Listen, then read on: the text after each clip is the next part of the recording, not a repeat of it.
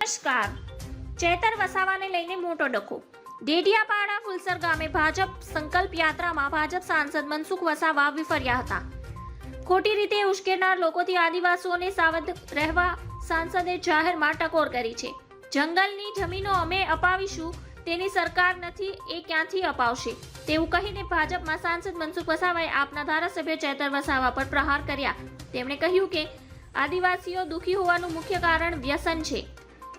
જંગલની જમીન પર ખેડાણ બાબતે વનકર્મીને ઘરે બોલાવી પોતાના પર હુમલો કરી ખંડણીની સાથે ગ્રાઉન્ડ ફાયરિંગ કરતા ડેડિયાપાડા આપના ધારાસભ્ય ચેતર વસાવા સામે હાલ ગુનો નોંધાયો છે.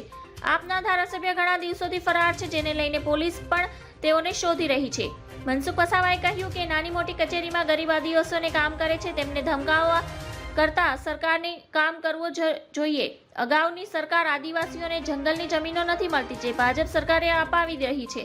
જંગલની જમીનો આડેધડ ના ખેડવી જોઈએ તેવી વાત તેઓએ કરી હતી. તેમજ ભાજપ કલ્યાણકારી પાર્ટી હોવાથી આજે મધ્યપ્રદેશ, રાજસ્થાન અને છત્તીસગઢમાં ભાજપની સરકાર બહુમતીથી જીત થઈ છે તેવું પણ જણાવ્યું. ધન્યવાદ. જય હિન્દ.